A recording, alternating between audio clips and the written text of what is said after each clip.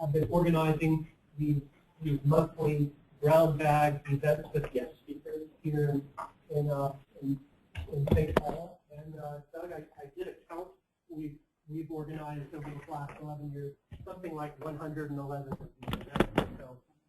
So that's a whole lot. I'll say that in that same period of time, we've only twice had a happy hour, but we are going to have a third one next Thursday. So you'll see that on the website and through our mailing list that we've announced. After work next Thursday, we're going to come out and socialize. We're going to round everyone up at Mears Park in St. Paul. So our presenters today are Leah Goldstein-Moses, who is the founder and president of the Improve Group, and Kate Noble, who is a research analyst for the past 2.5 years with the Improve Group, and they told me that they are both St. Paul natives and alumni of Central High School. So they love being here in St. Paul. Their topic today is community responsive evaluation and research, somewhat getting at the question of hard to reach audiences or reaching audiences in a way that's most effective for gaining their input and their information. That's going to be the topic of their talk. Why don't we go around very quickly and people can introduce themselves, just name and where you work. I'm Todd Graham. I work for Metropolitan Council. My name is Kabo Yang, and I'm an independent consultant doing master leadership consulting. I'm Doug Petty, and I work with Branson County. Kathy Jordan, University of Minnesota. Victoria Perkins. I'm a student at the Humphrey School of Public Affairs, and also I work part-time for the St. Paul Public Schools Foundation. Best Business Management and Development, State of Minnesota. Kirby Pittman, same as that. Allison Liuzzi. I'm on the Minnesota Compass Project here at Wilder. Peter Matheson, Minnesota Compass. What's the Merit Department of Employment and Economic Development? Deborah Schlick, Minnesota Department of Human Services. Amy Gearing, DHS. Greg Vincent, from Human Services. Heather LeMay, MSW intern at Ramsey County in evaluation Jeff Niblick, Minnesota Advanced Budget. We're about to work by St. Paul. Judy Drew, Minnesota Department of Natural Resources. I'm Sarah Lindeman with Neighborhood Health. I'm Jonathan Gilbert with Neighborhood Health. Dorothy Thompson, Wilder Research. Amanda Peterson, Wilder. Ellen Delvin, Wilder Research. Kathy Jensen, Minnesota Pollution Control Agency. Karen Cook, Minnesota Council. Sir, Minnesota Visualize.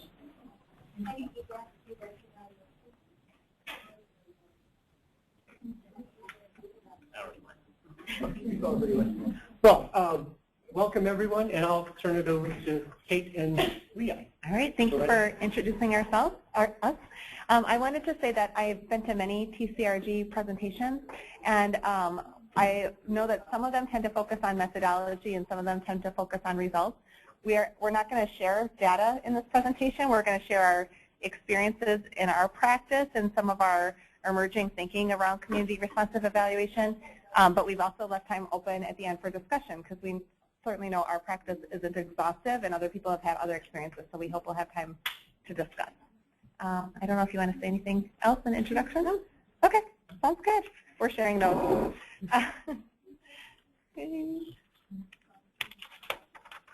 Okay, so first we thought we'd talk a little bit about why you might do community responsive evaluation. And the first issue is to get some deeper and more authentic data. When you're working in a community that might be different from your own or in some ways might have a lot of complexities within it, if you're responding to the needs of that community and really thinking about how that community is unique, you're likely to get more authentic data. We have a picture here from the U.S. Census, and we know that the last time the census was administered, the census tried to do a lot of community responsive data collection. They went out and some people they knew would just respond to their form that got mailed to their house. Other places they did little pop-ups in the community to talk about the census. They did a lot of presentations and talking about why it was important to participate in the census. And we know that they did a lot of different ways to respond to the needs, questions, and concerns of different communities.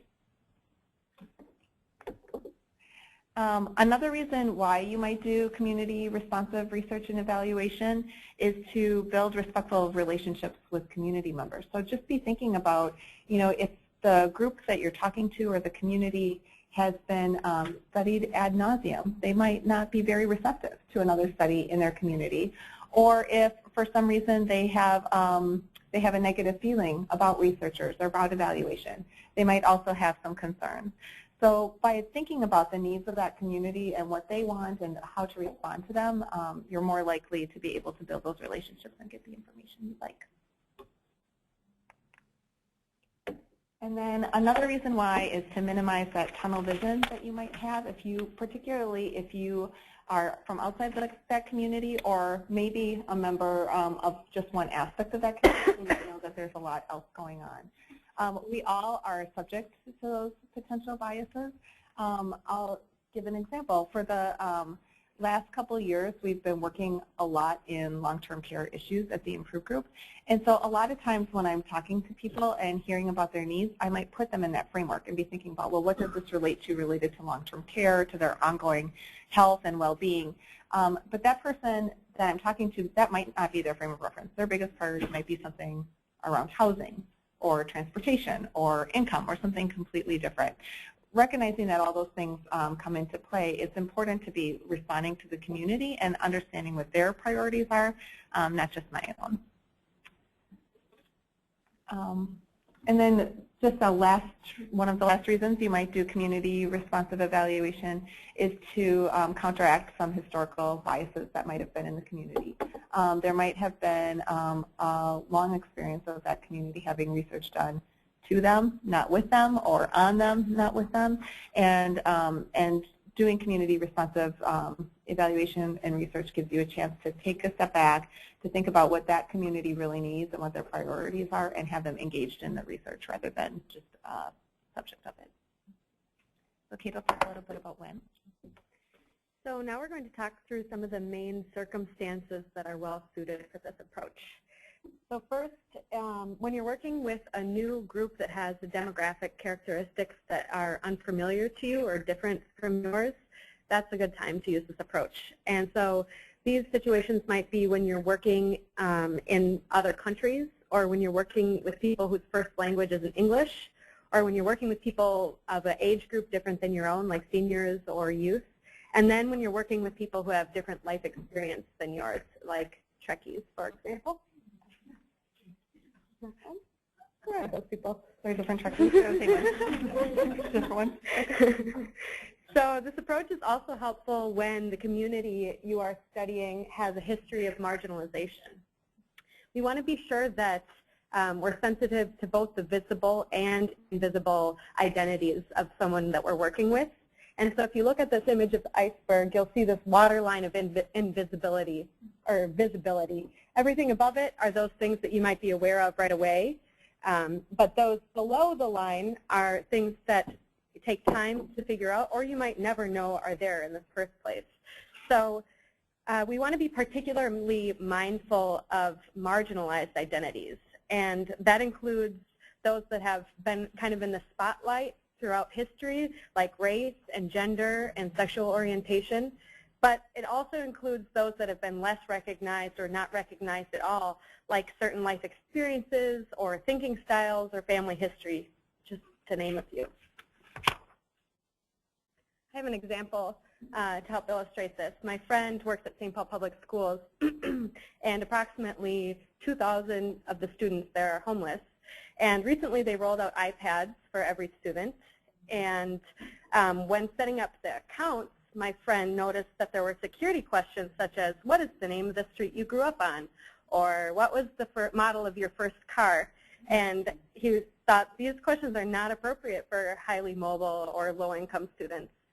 So community responsive research can help prevent people from feeling ostracized, and by removing biases from questions like these and from research design in general.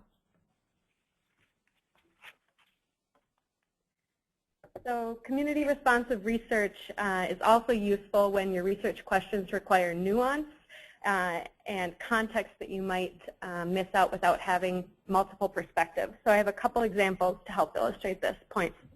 For one of our projects for UNICEF in Thailand, we did a literature review to determine the factors that are contributing to high adolescent pregnancy rates in some parts of Thailand. And we found that traditional Thai culture, a culture that skirts around talking about sexuality and talking about birth control options, was a main cause. But then our partners in Thailand came back to us and said, you know, Western sources are missing a big piece of the picture.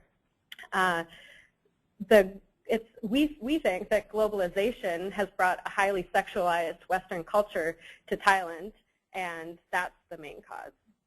And then a second example is working with the Department of Human Services on a planning project to prevent youth homelessness. We had state data that shows that foster youth who move around a lot are more likely to be homeless than foster youth who do not move around a lot. So some of you might know why this is, or have an idea of what this might be about, but we decided to talk to key informants and youth to figure out why this might be. So key informants named two main reasons. They said youth are moving around a lot because of their behavior problems, and they said youth are moving around a lot because of not being able to form trusting relationships with adults. So then we went to the youth and we said, so why do you think youth are moving around a lot, or some youth are?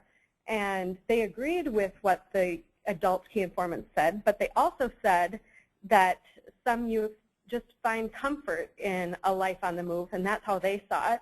And they also said that some youth just have experiences with low-quality foster care. And then when we asked about the main cause of homelessness, youth named the #1 contributing factor as being a lack of supportive adults in their life, whereas the key informants said that it was experience with trauma and other mental health issues that were the main contributors.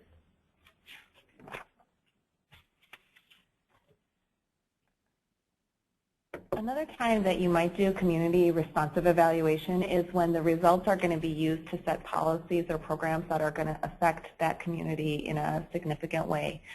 An example is we are currently conducting a study for a baseline study related to the Olmstead Decree, and we're studying people who have disabilities and understanding how their quality of life changes over time. So right now we're in the baseline year with no interventions or changes in policies really in place.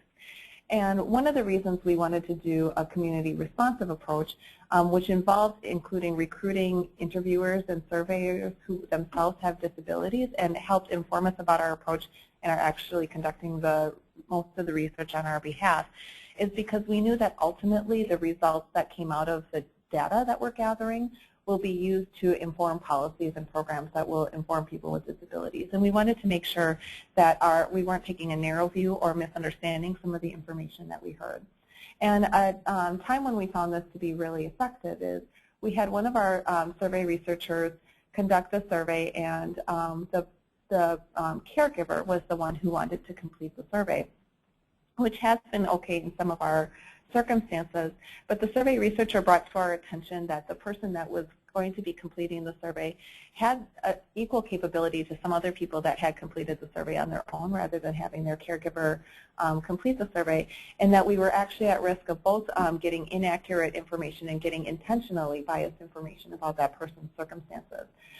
Because that person had been in the situation themselves of having a caregiver and knowing what it was like to have someone serve as an intermediary between you and someone you were giving information to, they were able to open our eyes to that possibility a lot more than we would have been just on our own.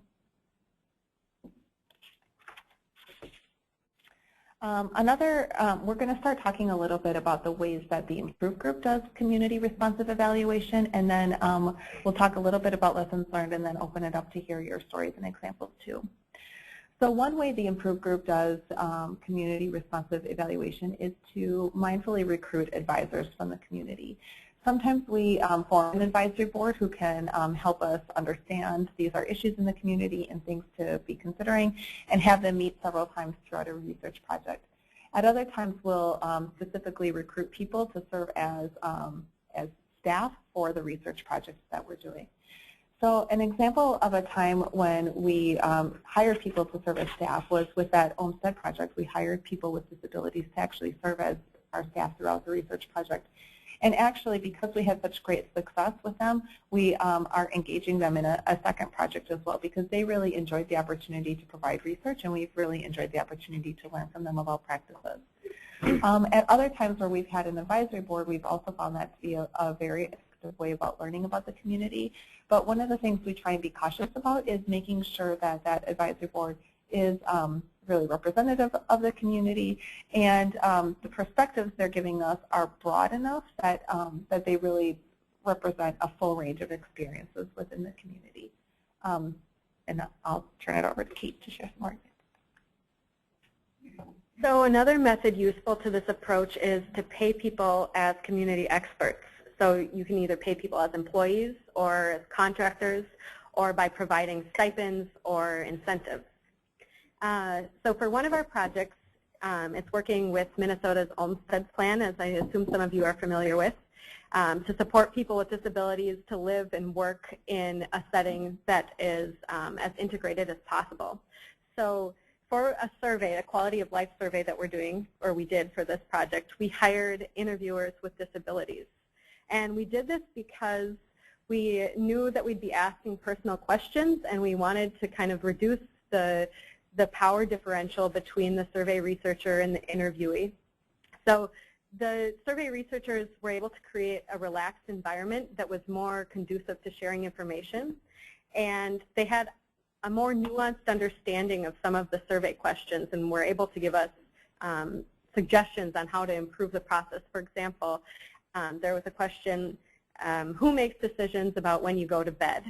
And the survey researcher said, you know, a lot of people are going to be offended by that because they put themselves to bed. So when you ask these questions, you need to introduce them by saying something like, we know that not all these questions are going to pertain to your situation, but we have to ask them because they're on the survey. We'll go through them quickly. For our UNICEF Thailand project, we subcontracted with a team of faculty, staff, and students from a university in Thailand. And we co-designed the evaluation plan and the tools with them, and then they're doing the data collection and the analysis, and then turning that back to us for us to write the final evaluation report. And then last, I have a third example. For a planning project and coordinating mental health services in multiple counties in greater Minnesota, we paid a stipend to a volunteer from Lutheran Social Services who is Somali, so that he could recruit and help recruit Somali participants. So not only did he make sure that the ideal number of people showed up, he was calling people right before the focus group to make sure that they were there on time. He acted as an interpreter so that we could get more rich information, and he also brought Somali bakery goods and tea, and it just made the environment more welcoming and inclusive. So it's also important to be adaptive and iterative when using this approach. So this often requires setting aside extra time to reflect and adapt as you go along. So I have an example from when we were working with the Hennepin County Library. We adapted our evaluation plan over the course of the project to meet our clients' needs. Originally, the library staff thought they wanted their evaluation to focus on gathering data and reporting back on outcomes. But as it progressed, they realized that what was also very important to them was to be able to test participatory tools in a library setting. So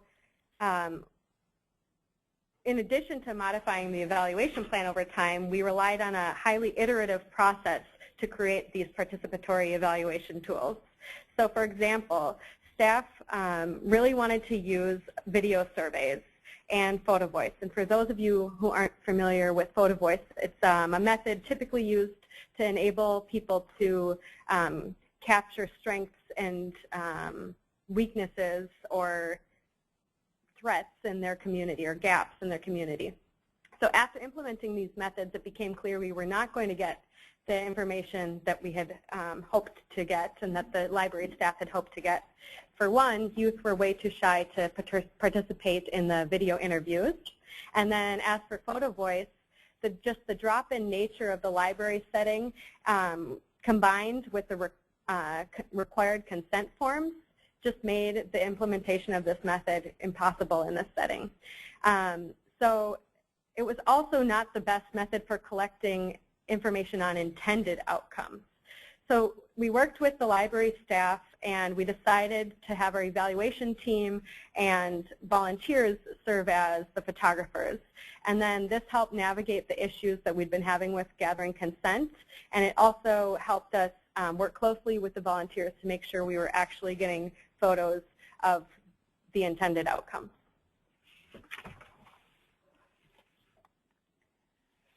Another thing we found with our practice is that another aspect of how we implement community responsive research and evaluation is that it tends to be very multifaceted.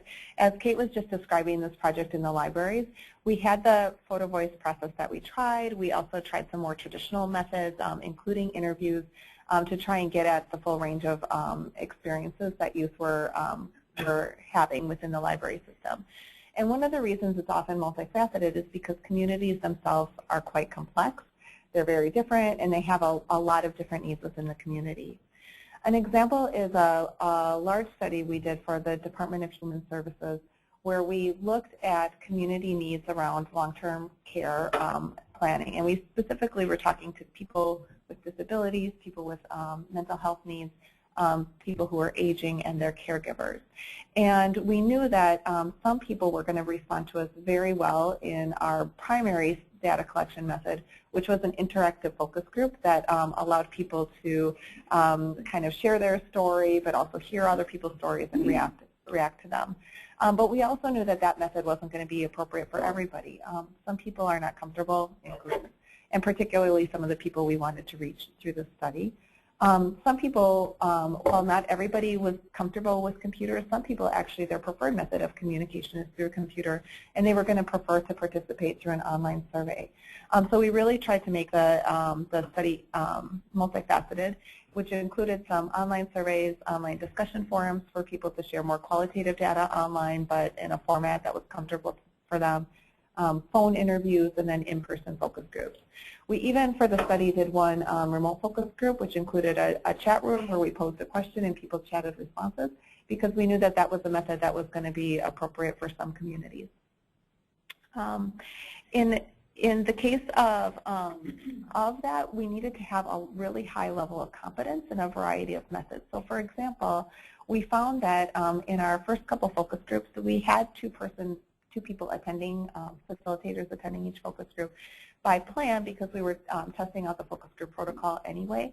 But what we found is that we actually needed to have two people there just for logistics. One person was really handling the group dynamics, making sure all of the accommodations we made for people were in place, making sure people could participate comfortably, while a second person was actually facilitating the discussion and having the conversation with all of the participants.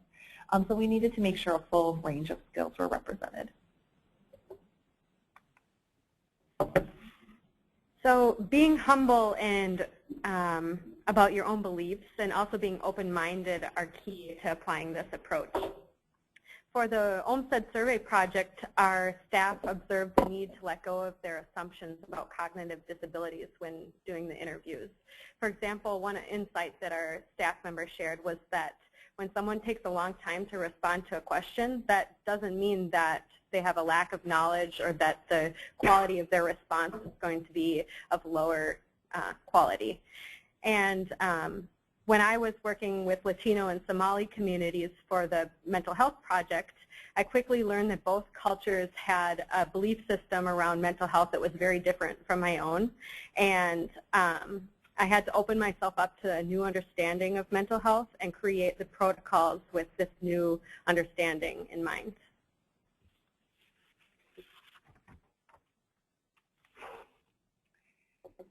So I'm going to just share a couple lessons learned, and I'll have Kate jump in as well. But one of our biggest lessons learned is that community responsive and community informed research is neither fast nor cheap. For example, when you're doing community-informed research, it's a very emergent process. You might learn something from the community that, as in the Hennepin County Library case, is going to change your strategy for how you're going to do that research. Versus traditional research tends to be much more linear. You have some questions, you think about your data sources, you develop your processes, and you go from there. You're not going to go back and change things as you go.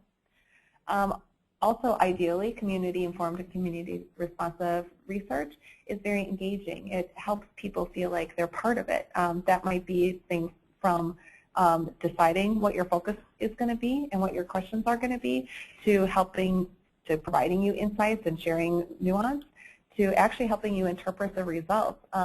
As Kate was saying, we had this great data about youth and homelessness, but we had two different interpretations from the youth who were actually affected by homelessness from the professionals that were working with them.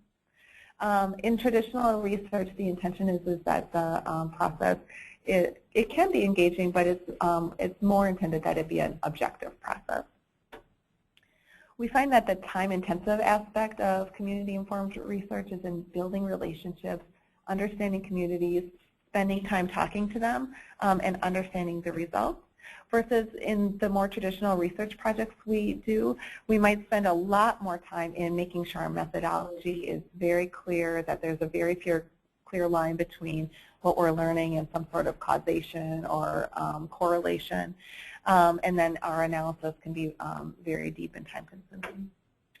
And then the costs are different as well. Your costs in community-responsive studies can be things like purchasing food for people or hiring local researchers that will serve as your interviewers. They're going to be different costs, versus in more traditional research, you might be investing more in a software that will help you gather data or analyze data, lab time, the professional time in doing the research. So you're going to have different types of cost outlays.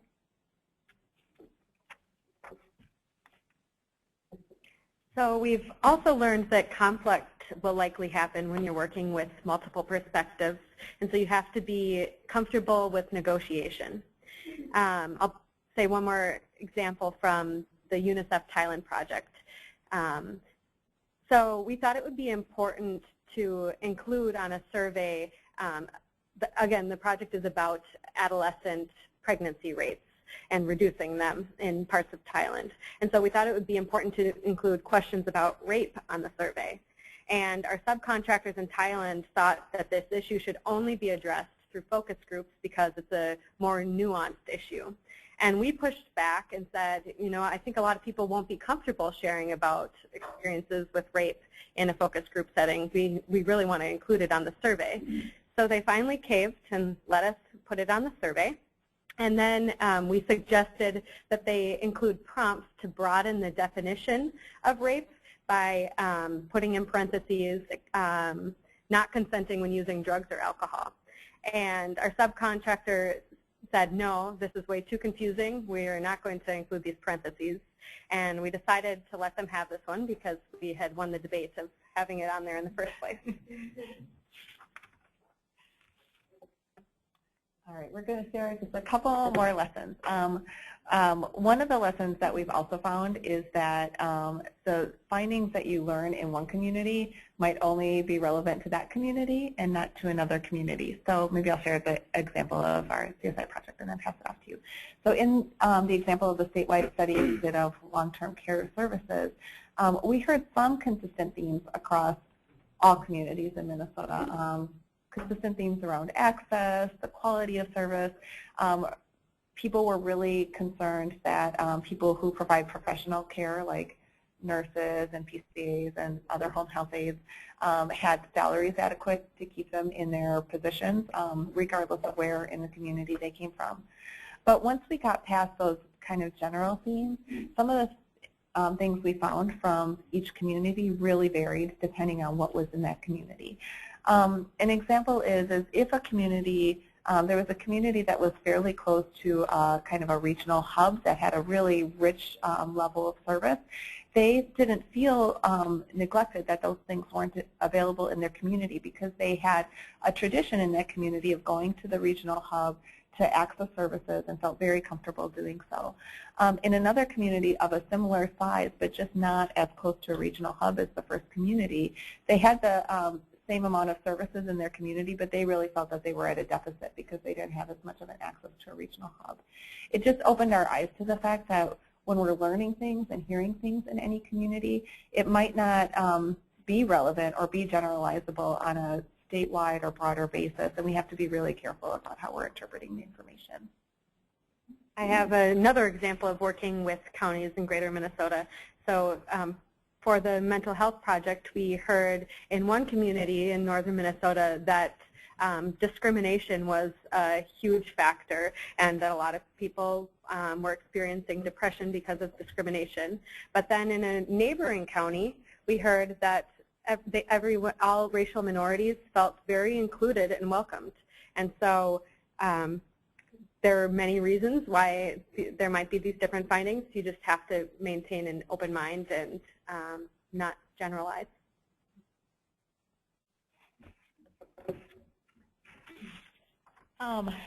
One other thing that we've learned in our practice is to really treat everyone as an expert. This guy, no lie, is he's a chicken expert from, I think, the 1940s or 30s. To recognize that our expert is in doing research. That's what we know how to do. We can design a lot of different kinds of research studies, and we're very competent at dealing with data and analyzing data. A community member may also be an expert. Their expertise is just different than ours, and it might be in their community and what's important to them and what's going to be seen as respectful or cause conflict in their community. So by really respecting that expertise and wisdom they bring to the situation, we found that we're able to get a lot farther. An example is about a year ago, I was working with a group that was exploring health disparities. And the people that were in that group had been recruited to be part of the group from a wide variety of different backgrounds and contexts. Some were service providers, some were policymakers, some were leaders in other ways. And I was brought in as a facilitator to help them facilitate their analysis around disparities. What I found is I did have a lot of expertise in facilitation. I knew the intention of the group and what we were intending to do. But the members of the group really opened my eyes about things that we as a group should be looking at, not just some of the basic data that we were considering, but things like an example that came up was the transferability of credentials from one country to America. Not something that we plan to look at related to health disparities, but they talked about how much the lack of providers from diverse backgrounds is tied to that ability to transfer credentials from one community to another. So we're just going to wrap up by saying this is kind of a new and emerging approach. It draws on other traditions that are also emerging but a little more well established, like culturally responsive research. And we see community responsive as slightly different in that it recognizes that within a community there are a lot of nuances and differences, and so we're not trying to respond to one particular culture's preferences, but that we're trying to respond to a lot of different preferences, and that causes us to have to be really thoughtful and very broad in our perspective. So we're proposing a definition, and we'd love to get some feedback on it, which is that community responsive research recognizes the complexities of each community and uses methods that respect community members and allow a wide variety of community voices to be heard. It recognizes that there is no one universal answer, but there's a lot of answers within each community. So I think at this point, we'd love to just open it up for discussion and questions. And can I make a slide with our questions? Okay. So, just to get us started, we thought we'd talk about where we're seeing community responsive research in practice. What ideas did this presentation generate? And are there some potential strengths or weaknesses that you see in this approach that we should be considering?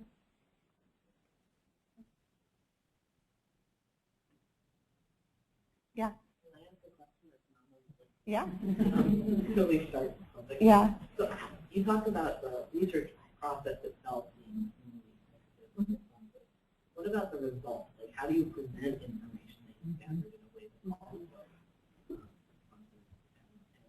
needs to address the needs that you're dealing with. Absolutely. So I'll share an example from our practice that also say that that I do think that that is one of the parts that is still very imperfect, because I think a lot of times, as much as you're trying to respond to the community, the research is originates in something outside of the community very often. So one example is in this project, the long-term care study that I have mentioned a few times, a couple of the communities we engaged were reservations, were tribal reservations.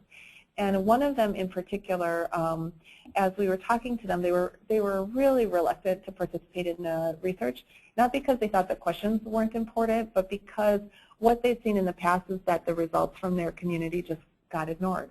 So we talked with them and said, what are some ways that we can counteract that? What are some strategies we can use? And we said, just for example, we could embed your results and talk about you as one community within the themes that we're finding overall, or we could prepare a report that's specifically almost a case study of your community. And they asked us to please prepare a case study of their community specifically so that they could be highlighted and featured separately from rather than being embedded in the rest of the results. So that's one example of how we have done it and responded to community preferences. But my experience has been that it's fairly imperfect at this stage. And I'd love to hear from other people too. Yeah.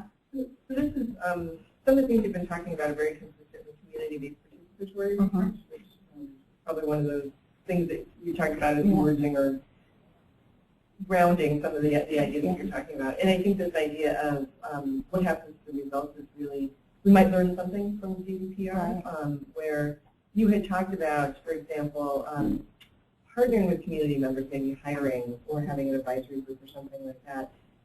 In CVPR, you would do that at all stages of the research process, including the dissemination stage. And so those findings would be essentially co-generated and co-owned by a partnership, and therefore, almost by definition, have to get back to the community in useful ways because community members are there saying, hey, you know, this is going to apply to our community. We're going to help make that happen in partnership. Absolutely, absolutely.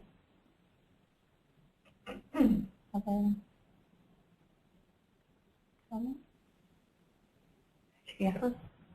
When you talk about going into the community and finding representatives to help with the study, I've heard situations where people did that and they kind of got stuck with the like a ne'er-do-well, sort of a well-known member of the community who is well-known for making the community a lot worse. So how do you avoid that situation? So some of the ways we've avoided it, but I'd love to hear from other people too, is try not to rely on just one person as the representative. Because we have seen that, as I mentioned in the last slide, communities themselves are very complex, and so that person they actually might have a perspective that's valid and interesting, but they do not have the only perspective, and so we have tried to really broaden our scope. We also have found a different but somewhat related issue that people are suggesting that we tap into a specific representative of that community, but those representatives get tapped for everything. So they're just spread too thin. They really can't provide their attention to everything that they're asked to do as a representative of the community. So we've had a challenge with finding the representatives that are both available and in touch with the needs of their community and are a good representative. So by broadening it, being very thoughtful about what we're asking them to do, bringing them good questions like where have you seen research work really well, what types of questions are you interested in answering, being very thoughtful about the questions we're bringing those advisors has helped as well. Yeah. That's a really hard one. Yeah. Because a lot of times in the community, especially the outsiders, we have no clue what other kinds are. And so we may end up with people having people's representatives that for the community just really doesn't. Where there's a lot of history there which we don't know. Right. One technique that I've seen work is to go to religious leaders. Because they usually are pretty skilled at getting out of those kinds of disputes. And so either them or somebody they can recommend to be a voice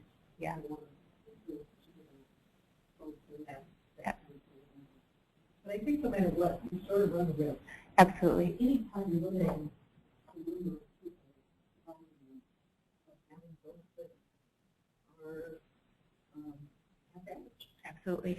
Sometimes I do specifically ask if someone could refer me to someone who is not an existing leader in the community but has potential to be a leader. So it is someone that maybe sees themselves as part of a community. Other people see them as a part of a community, but they aren't necessarily seen as a leader, and they can really represent that voice of anyone within the community. Absolutely.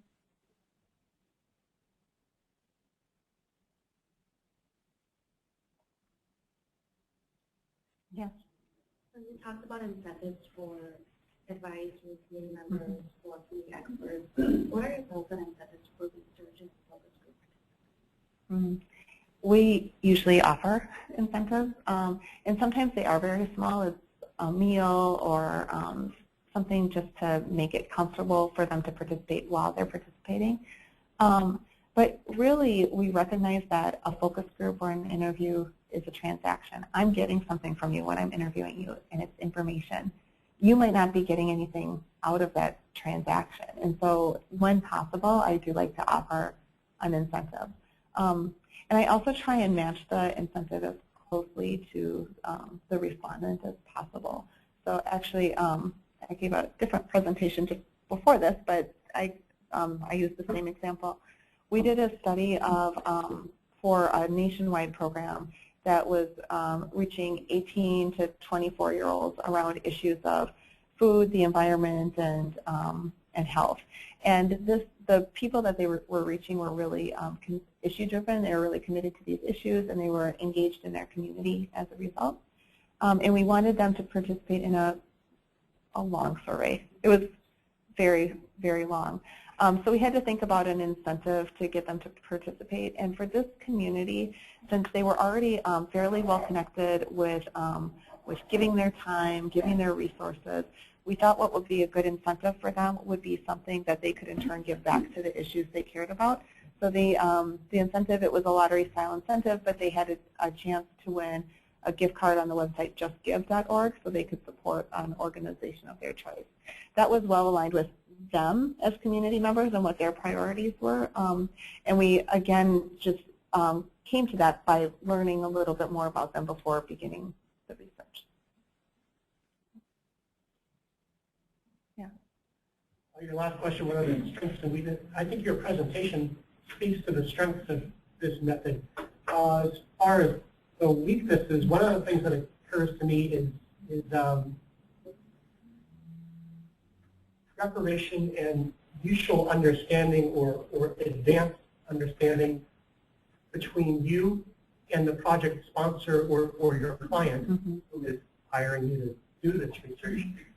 Mutual understanding of what are going to be the deliverables of the project. You gave the example of offering a customized report to some of your research subjects on a reservation.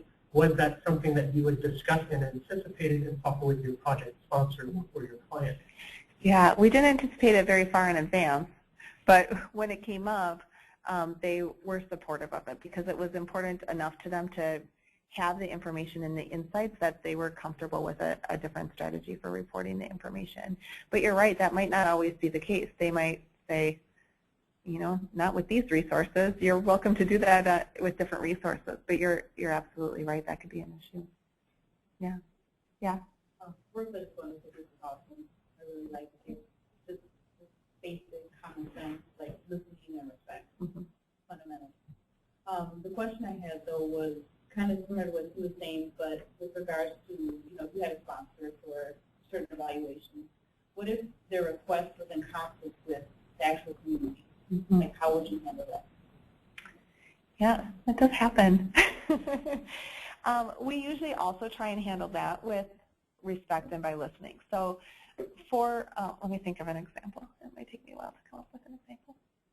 But we know that even the people that are sponsoring the research and often in a position of power in some way or another, they have reasons that these questions are important to them. So what we try and do is listen to them as well and think about, are there ways that we can help them gain a deeper understanding, answer these questions, meet their needs as a agency, as a policymaker, as whoever it is, within the constraints. So I don't know if I'm going to come up with a good example on the spot.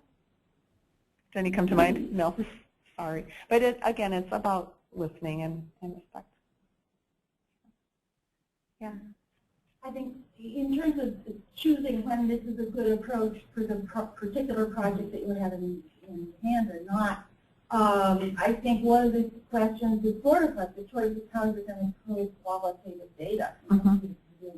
Is it a grounded theory where you have the luxury of just looking at what it is on its own base and building from that? Or do you have certain specific research questions or categories that are needed in the way in which you're reporting, because that's how a decision has to be made, this commission to research.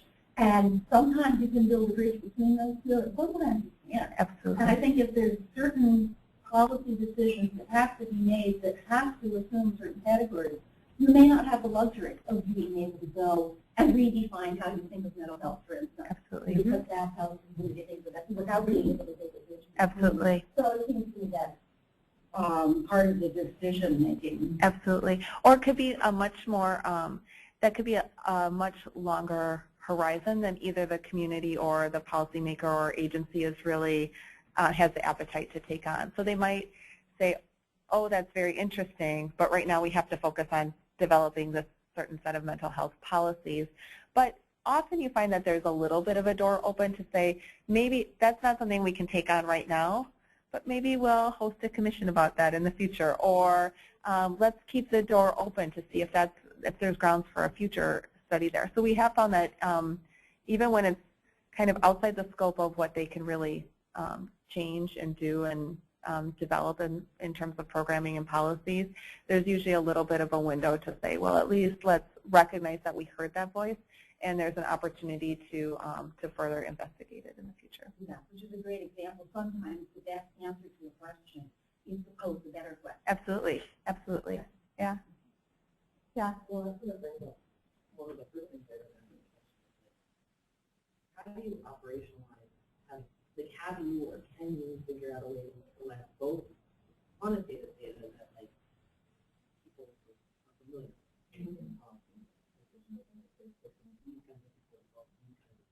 but lots of that doesn't tell you anything about it. And this is what you guys are getting at, why. Right. How do you marry these two things? I both have that. And yeah, so one of the things we often do is try and bring some of the base information that already exists to our conversations with community members to have them help us uncover it. So this example around the homeless youth was a really good example because we already knew the general statistics, and the people that we were talking to, the key informants and the youth, were able to then acknowledge those base statistics and then help us unpack and uncover what it means. So ideally you are using some form of both together, because if you can't agree on the what, the kind of basic statistics, then you really won't be able to uncover the why, because people will be talking about different problems.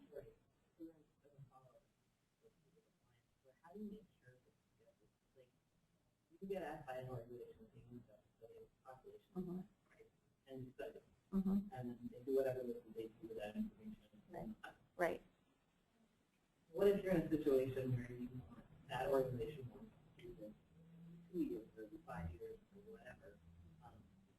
How do you, like, have you encountered that yet? Is this process too new that you haven't gotten there yet? Like, how do you make sure that longitudinal information, should that be desired? We all know collecting numbers is in relationship to the qualitative data of people's lives, right? Millennials are different from baby boomers. Right. People count them. Right. But how do you go from there?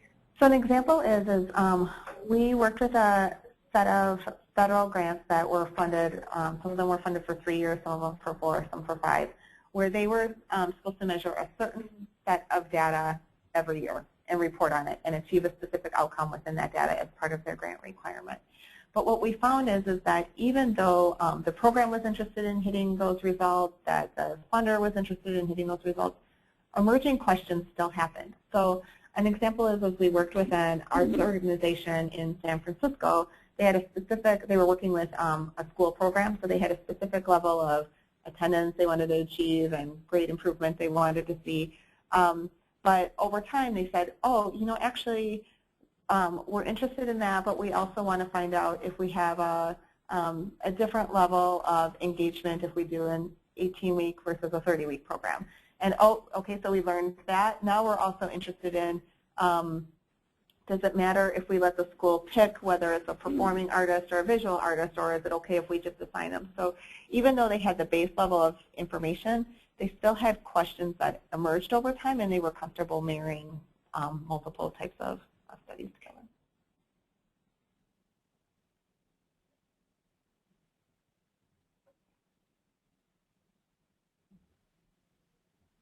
Yeah. Some of the questions have been about utilization and issues around utilization. So how do you address the disparity between the power of the funder and the community, and sometimes the different interests that they have? How do you get, or how would you define utilization? So a couple things come to mind, and then I'd love to hear from the group what they think as well.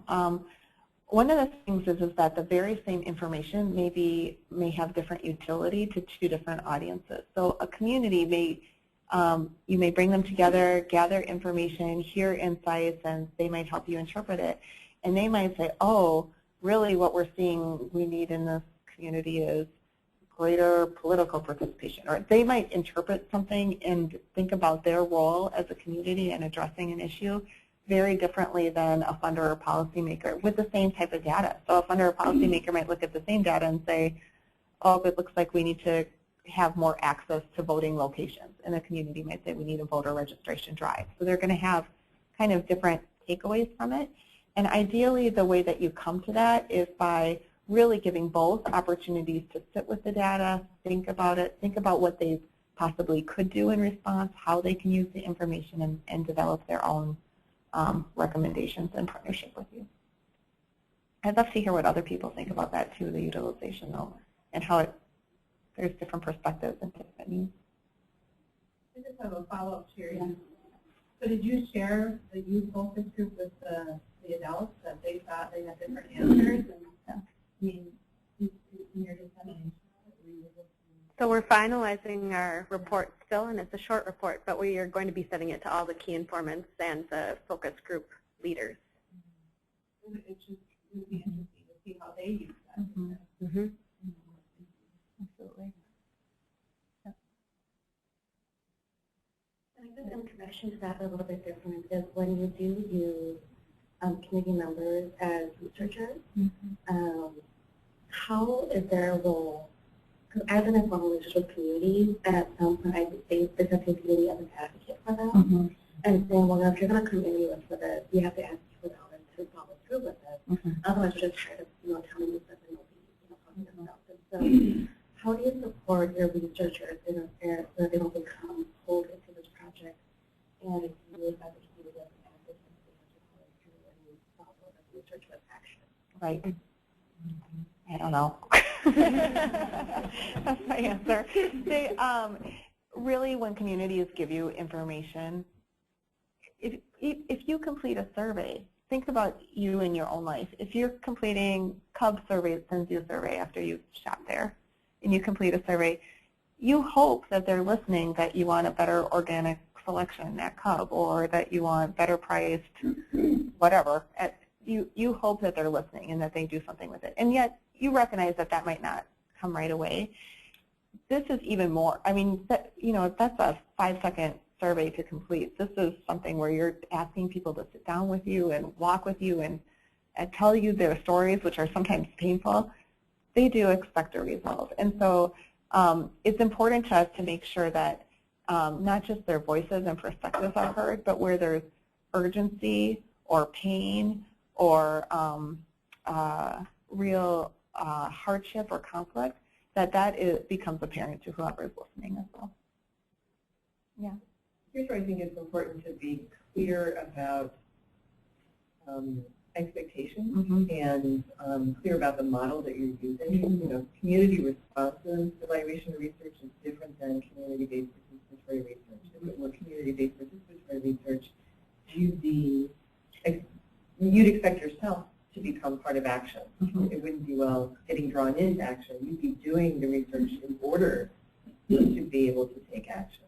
If you set up the relationship with some expectations for participatory research, then you better be able to follow through on that. But if the expectation is this is about being sensitive or responsive, then it's a different level. And I think being clear about what you can and can't do would help to distinguish those two things for the people that you're working with. Yeah, I do still feel that there is an important role of the research in making sure that the urgencies and priorities come through to whoever is making a decision with them. That it's not just in general, here's the data, here's the big themes, here's the things to pay attention to, but here's where there's a real risk or real urgency, and here's something to be listening to. I think that the researcher, even in community responsive, has this, or maybe more than in community-based participatory research, has a role as a translator. And it's not your job to act. Right, it's not your job to act. Translate that. Yeah. And make people hear. Absolutely. I have one more thing to say about that. I think one thing that we've done in doing focus groups or in training interviewers is to just be really, to make it really clear to them that they need to be transparent and say, you know, we are just doing research. We are using this to write a report that will be used to make recommendations to decision makers, but we're not advocating for change. We are writing up what we hear and presenting it, and just be very transparent about that. That's our role as researchers. And we can also encourage our clients to be, the sponsor of the research, to be very transparent about what really is in the realm of possibility. And sometimes if something is not even in the realm of possibility for them, we say, well, let's not ask about that then, because people, just by opening up the door, people are going to think it's within the realm of possibility. So we try and, as much as possible, encourage our clients to be thoughtful about what really can change or can be developed as a result of what they found. Yeah.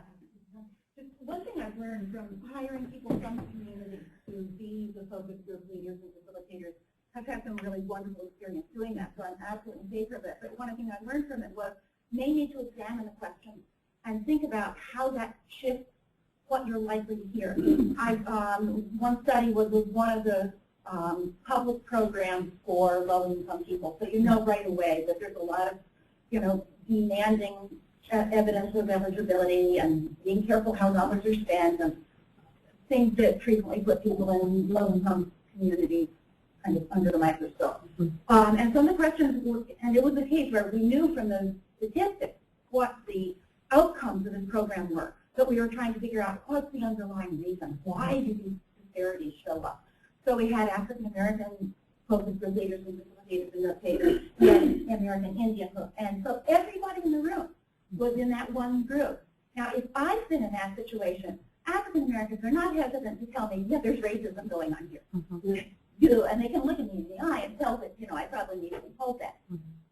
That did not come out in the notes in a single one of the groups where it was led by and taken notes by an African American. It's implicit. Who has to say it? We all know it. We shouldn't have asked it explicitly in order to have it as part of the documentation that we then had available to report on. Interesting. It was a completely unexpected Absolutely. environment. I talked to the facilitators. They said, I don't see that anywhere in the notes. Right. Absolutely. But I couldn't cite it in the evidence. Right. Absolutely. Yeah. I heard it, and I don't know if you're involved in it. I know you're talking about a similar incident where local United Way, this was 25, 30 years ago, so Southeast Asian refugees are pretty new, and they were trying to gather information about needs of Cambodian rivals.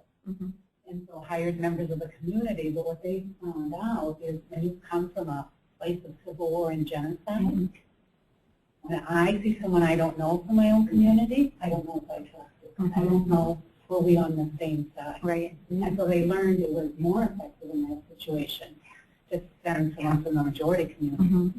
And this is such a global piece. Absolutely. I thought that was just a really interesting learning, and you almost only learn it by doing it wrong. Right. All right, well, I'm getting my signals that we're out of time, so. Kate and Leah, Yeah. thanks so much for coming and presenting this. This is a great reflection, but also an extension of what we know about qualitative research. Before everyone goes, just a quick reminder that TCRG is having a happy hour event next Thursday at Public Bar and Kitchen in St. Paul, and you can go to our eventbrite.com site and RSVP. You don't have to RSVP, just show up Thursday after work. And then our next monthly brown bag in this room, second Wednesday of February, we're going to have Peter Siborowski from Pollution Control Agency talking about the state agency's work on tracking the state's carbon footprint, projecting that out into the future, and exploring and analyzing about 24 bundles of policy that could move the needle on that future carbon footprint. So that'll be really interesting next month, second Wednesday. Thanks for coming. Nice to see you, How are you doing? I know. We are as well. So.